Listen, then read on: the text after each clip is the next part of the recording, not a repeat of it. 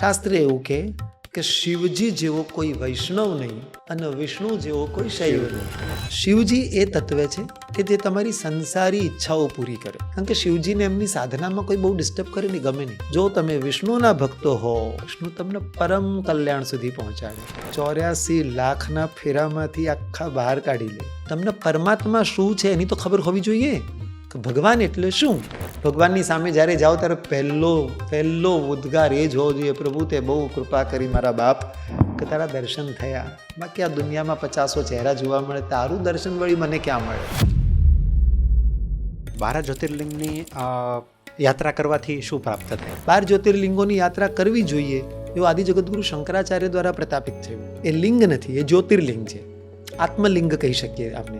શિવજીએ પોતે પોતાનું લિંગ સ્વરૂપ આપેલું છે પોતાના કોઈને ભક્ત. એમાં ભગવાનનું જ્યોતિ સ્વરૂપે પ્રભુ સ્થાપિત થયેલા છે શિવજી. આજે આને ભગવાન સદાશિવ દર્શન આપવાના છે. શિવજીના સંકલ્પથી શિવજી આ બાજુ દર્શન આપવા માટે આવે અને જેવા એ જ 2-3 ક્ષણમાં શિવજી આંખોની સામે આવી ગયા. શિવજીને જોયા પછી તરત જ ઊભો થઈ ગયો, રડી રહ્યો છે ધ્રુસકે. શરીર ઉપર વ્યાઘ્રાંબર પહેરેલું છે, મોટો ચંદ્રમા ધારણ કરેલો, ગંગાની ધાર વહી રહી છે, મોટી મોટી જતાઓ અને પ્રચંડ સ્વરૂપ, જાતના નાગ સર્પ લટકતા હોય, નીલકંઠ પ્રભુ. પણ વરદાન આપતા પહેલા શિવજી ગુસ્સે થયા, આયા હતા વરદાન આપવા માટે.